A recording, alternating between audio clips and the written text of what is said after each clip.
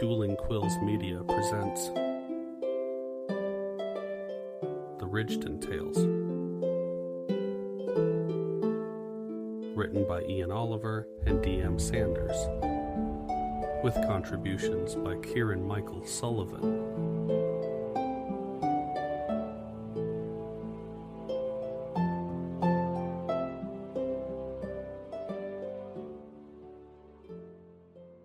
Chapter 15. The Lighthouse of Alakul. Keldos, half-elf cleric. This is a terrible fucking idea, Magnar huffed. Quiet, brother, you're too loud. Keldos, peering through a cracked board of a crumbling house, couldn't help but grin at Magnar's attempt at a whisper. We're too far away if anything were to happen, Telerik whispered. He was crouched next to Keldos, arrow knocked as he watched out of a broken window. They were all spying on a cloaked figure gliding across the rocky ground. Beyond, a dark lighthouse towered over the harbor, standing at the end of a long, stony walkway near the pier. Relax, Tel, Keldos heard Beltayne mutter from beside the window. I shall not let anything happen to Val the Shifter. Please stop calling her that, Telerik growled. The plan was simple enough that Keldos knew something was bound to go wrong. Val was to don Rithela's cloak and clothes, and meet whomever the necromancer was to meet at the lighthouse called Alakul. So, here he was, waiting in a deserted fishing village at the edge of the bay, with his companions.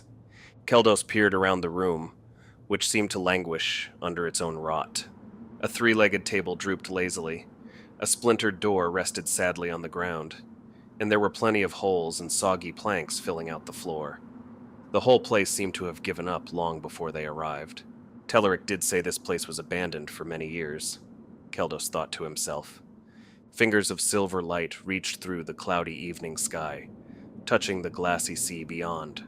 Then, a ripple in the gentle waters caught Keldos's eye. A lone ship moving slowly toward the docks, toward Val. So, began Magnar, how long are we hiding in these damn busted houses? Magnus shot a look at the barbarian. I told you already, brother. Val is pretty convincing in Rithela's garb. I have no doubts the person she was to meet will show. And then? Asked the barbarian, folding his arms. Then we wait for the signal from Val. Keldos agreed with Telerik. Now that they were in position, he did feel they were too far away to help Val quickly. Maybe we should find a way to get a little closer, Magnus? Keldos asked, rubbing his hands together as he watched the dwarven brothers. Magnus looked from Keldos to the disguised Val at the edge of the cobbled street and the dock. A light flickered weakly atop the giant lighthouse, a poor excuse of beacon. Hi, let's move closer. Telerik looked to the sky. We're in luck. Move now. He stowed his bow, then crept out of the derelict abode. Keldos looked through the window up at the clouds, watching them morph and twist in front of the moon, casting a dark shadow over the village. He waited for the others to filter out of the house before he followed. He looked skyward as he moved, thanking Siak for keeping the moon tucked behind the clouds. Telerik led the sneaking group from one ramshackle structure to the next, before reaching the last one at the edge of the open road between them and the dock. Telerik crouched, signaling the others to come closer.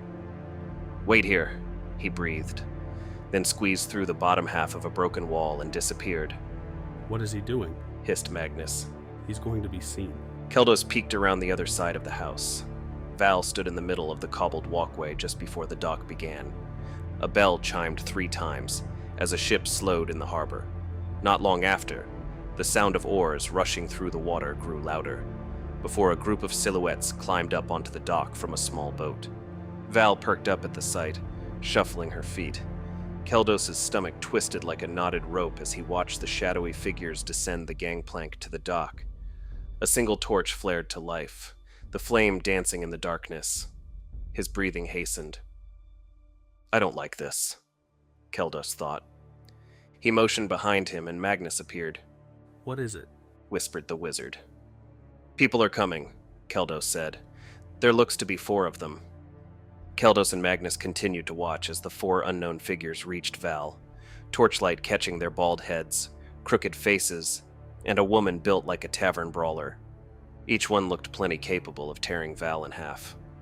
The air was still, save for the sound of water breaking on the shore and docks. Keldos craned his neck, listening intently. "Are you the one called Rythella?" barked the first man. He pushed his torch closer to Val. Keldos noticed his beard was a mangled mess, and he wore no shirt under his dark vest. I am," stammered Val. The woman thug scowled at the uncertain words, the muscle rippling in her forearms as she balled her fists. The thug cocked his head and grinned. Even at this distance, it was evident the man had far less teeth than he should. "The captain said you was dangerous, but you don't look it." Val revealed Rythella's gnarled staff, stamping it on the ground beside her, the skull displayed atop the mangled piece of wood. Looks can be deceiving. The group of pirates shuddered, taking a step backward, and the smile faded from the leader's face as his knuckles paled, torch shaking. "Aye, that they can." Keldos caught sight of a large tattoo on one of the last two men. It crawled from his right breast to his waist. The last man was smaller than the others and hid behind the hulking woman.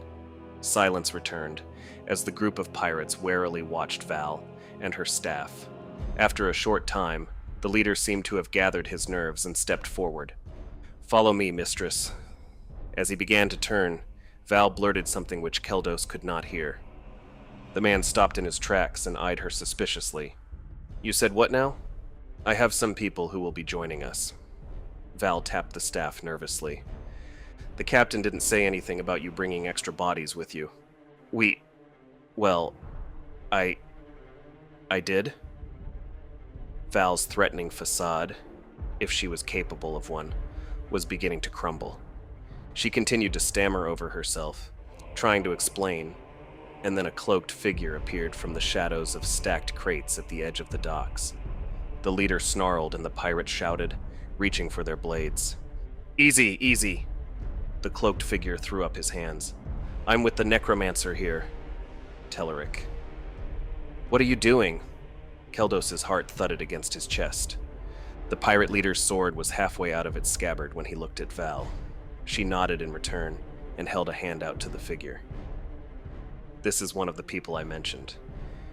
Myself and a few others are mercenaries who happened upon the necromancer," Telerik explained. Keldos knew the wood elf was cunning and deceptive, but he'd never seen him this smooth before. "Lucky for us, she spared us and offered us a hefty sum of gold to help her with this particular task. Now please, put those swords away so we can get on the move." The sound of sheathing steel hissed in the harbor breeze. Val nodded at her cousin and stepped forward. "I am ready. Take me to the ship." Keldos and the others revealed themselves as Telerik motioned for them. When they reached the dock, the pirate waved the torch in front of them, getting a good look at their faces. He snorted and spat at Magnar's feet. "Whatever. I'll let the captain deal with this nonsense." He spun and walked away down the pier. Out of the corner of his eye, Keldos saw Magnus put a hand on his brother's hairy arm and whisper to him. Magnar's face screwed up, jaw clenching. A breath escaped Keldos as he and the others set off after Val and the pirates.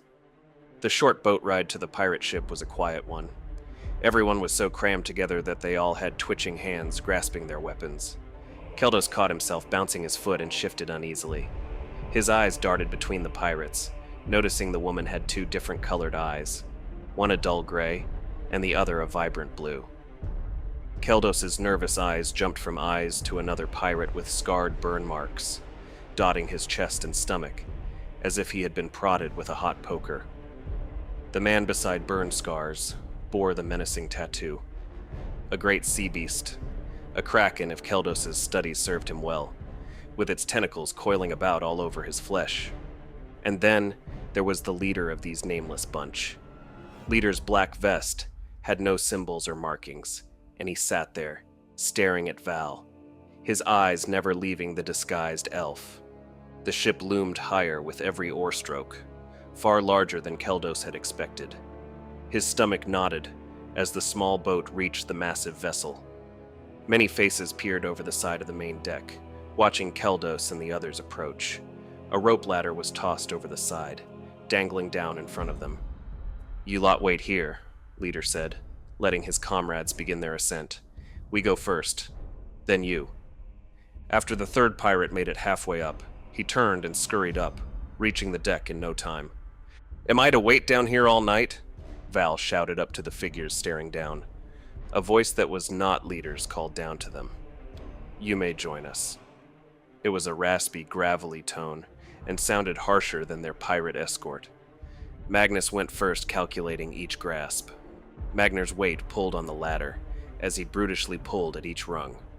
Beltayne climbed without trouble, followed by Keldos. At the top, Keldos found himself and the others surrounded by no less than 15 rough-looking pirates. An old human man stood at the front of the pirate half-circle. He wasn't too imposing.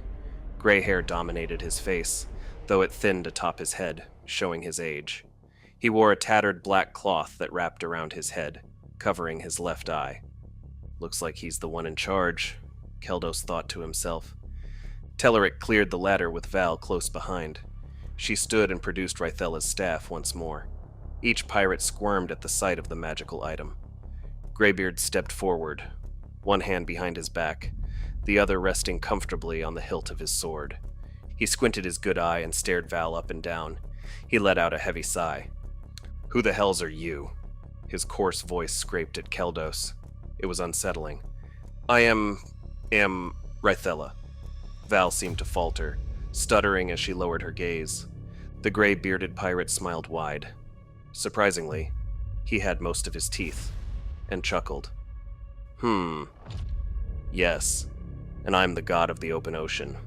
No, wait, I'm Ronte, the god of destiny." A booming chorus of laughter rocked the deck of the ship. "I think we may be found out, brother," Magnar said. "What gave you that idea?"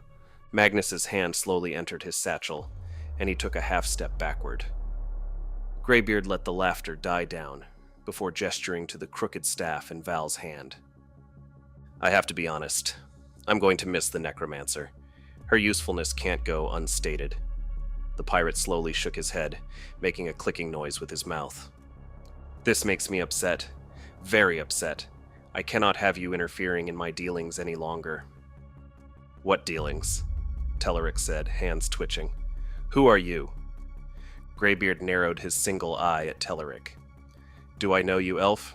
You seem familiar." Telerik hesitated. A tremor shuddered through his left hand as it disappeared within his cloak. "My question first, Greybeard." "Ha! You're in no position to be barking orders, dog." Greybeard huffed. He turned his back on Telerik, and the pirate horde parted as he approached. "Call me Greybeard. I rather like that name." He faded into the crowd, leaving Keldos and the others staring down snarling pirates. Has Telerik encountered this pirate captain before? Surely Telerik would have recognized the man if he had. There was little time for thought, as the pirates drew their swords, axes, and clubs. Each one took a cautious step forward, a fiery fury building in their eyes. Telerik's hand whipped from under his cloak, spraying 2 small knives at the nearest pirates, one buried deep into a man's throat, while the other slammed into the bare stomach of another. Then chaos reigned. Screams and battle cries split the air as Keldos ripped his mace free from his belt, hefting it high to catch an overhead slash. The blade slipped down the shaft of his mace, catching near the head. A boot slammed into his gut, launching him backward into the railing of the ship.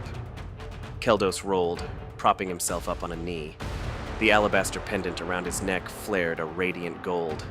With a grunt, he raised the steel-headed mace, striking his attacker's knee, cracking bone. The pirate wailed as Keldos threw his hand out. A golden flash struck the man in the chest, tossing him backward into another pirate, both collapsing to the ground. Keldos ducked. A bloodied pirate sailed past him, smashing into a crate. Heaving and wide-eyed, he scanned the deck. Magnar's armor was holding firm, as he took blow after blow from pirates surrounding him. The dwarf let loose a guttural roar and crushed a pirate's head before a club took him across the face, blood spraying. The air caught fire as 2 blazing arcs streaked past Keldos, consuming the pirate who had struck Magnar.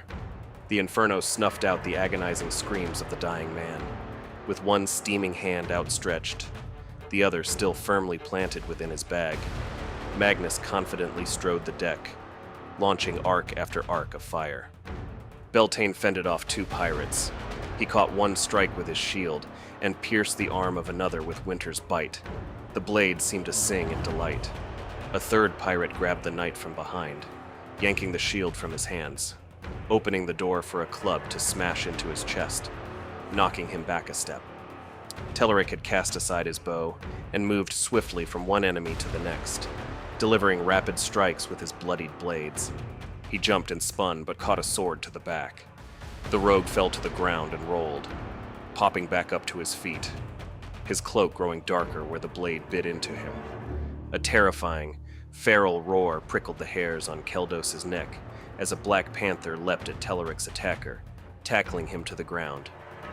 Blood streaked from the claws of the animal as Val raked the pirate.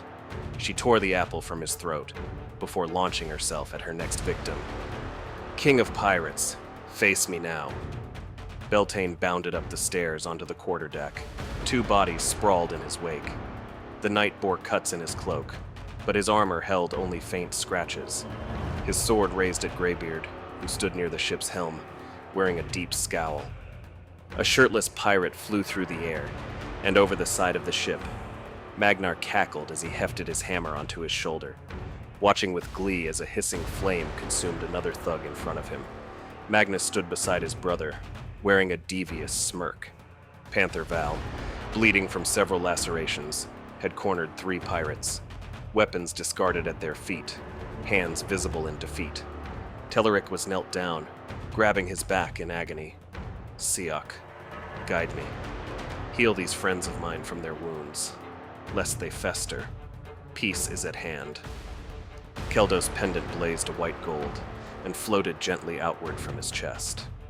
He closed his eyes and held out his hands, palm upward, as a flash of brilliant light burst forth from the stone, bathing his companions in a healing light. When he opened his eyes, Keldos saw his companions reinvigorated. He quickly looked to the helm.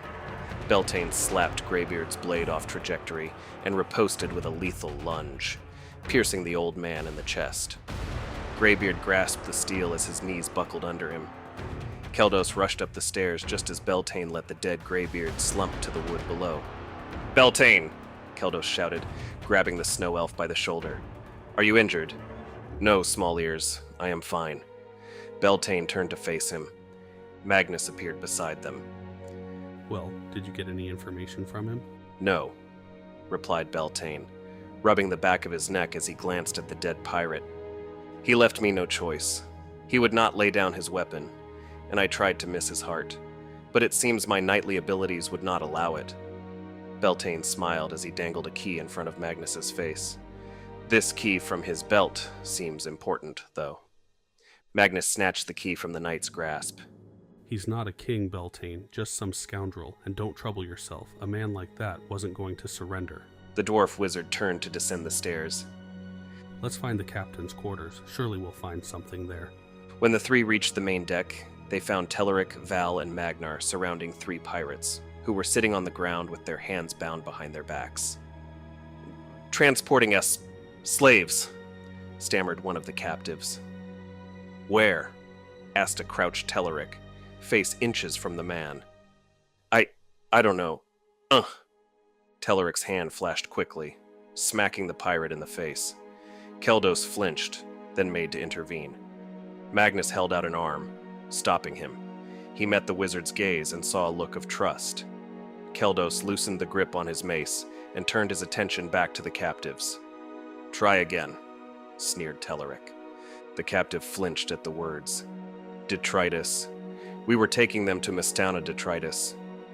Keldos lurched, hand covering his mouth. "Father, the Detritus." This couldn't be a coincidence. Hyward and Blacktide told Keldos, after his duel with Beltayne, of a well-known ship captain named Torian. He'd said Keldos's father and his companions, the Heralds of Siak, paid for passage to the Mistana Detritus. Their reason was left unknown. The lost relic of Ciaran must be there somewhere. There's no other reason Father would risk going to such a place. Hey! Magnar boomed, pulling Keldos from his thoughts. That's the place that dead lady mentioned. The one back at the quarry tower. Aye, agreed Telerik. What's there? Why are slaves being sent to the detritus? There's nothing but ruin and death there. I don't know. The pirate flinched once more as Telerik raised a hand, but decided against hitting the captive. I swear, we're just tasked with passage. We know nothing of the dealings in that damned place once we drop them off. Telerik growled as he bolted to his feet. He spun and rubbed his chin in thought, then noticed Val, still a panther, licking herself near the stairs to the ship's hold. The rogue gave her a dirty look and shook his head, then turned back to the captives. I want to slit their throats and dump them in the ocean with the rest of the bodies. No, blurted Keldos. No, we will not kill captives. I am in agreement with Keldos, Magnus said. It doesn't feel right. Telerik wheeled around on the wizard. You know what doesn't feel right? Throwing that cursed fire around on a wooden ship? Are you daft? Magnus's shoulders sunk as the realization washed over his face, which paled remarkably. Fire is splendid, Telerik said. Just maybe not aboard a tinderbox of a ship. You're lucky I was able to get the fire you kindled put out before it took over the whole ship. The rogue paused and took a deep breath. You did well, Magnus. But as I was saying, we have to do something with the pirates. Beltayne cleared his throat and stepped forward. I say we let the gods decide. Everyone turned to look at the knight. His flowing white hair rustled in the ocean breeze, his smile growing. He looked over his shoulder at the pirate captives. Each of them were gasping for air, eyes bulging at the conversation they overheard. We'll dump them into a rowboat once we make good distance from shore. That's not much of letting the gods decide, Bell, Magnar said, scratching his head, brow furrowed. They'll get only one oar, Magnar, Beltayne said. He folded his arms and stuck out his chest. If they are meant to live, then they'll find a way back to land. Telerik chuckled and walked over to the captives. You hear that? Guess you'll find out if the gods have mercy. Keldos exhaled softly. Thank Ciaran for Beltayne. The gods will render judgment, not us. Keldos, Magnus, and Beltayne released the slaves confined below deck in the dank ship hold. When it was all said and done, there were 20 slaves altogether. Emotions were high among the newly freed, crying, laughing, cheering. Many of them thanked Keldos after he'd helped heal minor injuries. Thanks, Ciaran, Keldos told them, for I am merely a conduit for his divine power.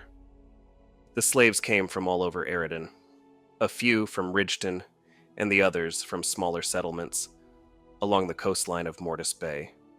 Surprisingly, Beltayne recruited a few of the able-bodied men to help sail the ship on the voyage to Mistana Detritus. Once they were done being questioned, the freed slaves who did not wish to help sail left the ship and melted into the darkness of the crumbling village. "We found a map!" hollered Magnar from the front of the ship. Telerik stood beside him, examining a large parchment. Keldos took a moment to finally examine the ship. It looked to be in good condition. One massive mast rose high into the air from the center of the main deck. Stairs sat at each end of the deck. One set at the rear ascended to a raised deck. Keldos had read enough books to know this was the quarterdeck. At the front, the bow, the stairs rose to the deck above the forecastle, or forecastle, if one was so inclined to write it that way. The sails were down, but appeared to be in good condition. Seems these pirates were the successful sort, Keldos thought. Ciaran, let this ship serve us well in our journey, for it may be a perilous one. Beltayne scoffed, waving dismissively. Silly half-ears. Everyone knows the Lady of the Endless Winter will be the goddess to bless our voyage, not your Ciaran. Tell me, Bell, Keldos said after he'd finished his prayer. How will a winter goddess keep us safe on the open seas? Would not the god of peace be a better choice? Beltayne seemed in deep thought. He scrunched up his nose and cocked his head. No. You're impossible. Keldos rolled his eyes, mouth curving into a slight smile. Keldos took time to check on his companions to make sure his healing during the battle had done its job. Thankfully, only minor wound curing was needed, mainly for Magnar since he seemed to always take the brunt of the attacks. Meanwhile, the freedmen worked hard, checking line, sails, and other components needed to keep the ship afloat and moving. Once preparations were complete, the ship shoved off from the dock, gliding gently on the glassy water toward the darkness of the open sea. End of chapter. The Ridgeton Tales is a collaborative web serial written by Ian Oliver and D.M. Sanders, with contributions by Ciaran Michael Sullivan, all rights reserved. This is a work of fiction. Names, characters, places, and incidents either are a product of the author's imaginations or used fictitiously. Any resemblance to actual events, locales, or persons, living or dead, is entirely coincidental. For more information about the authors, including blogs, biographical material, and individual works, please visit our website at duelingquills.com. A written transcript of this episode is available for free on our website and at royalroad.com. We'll see you next time.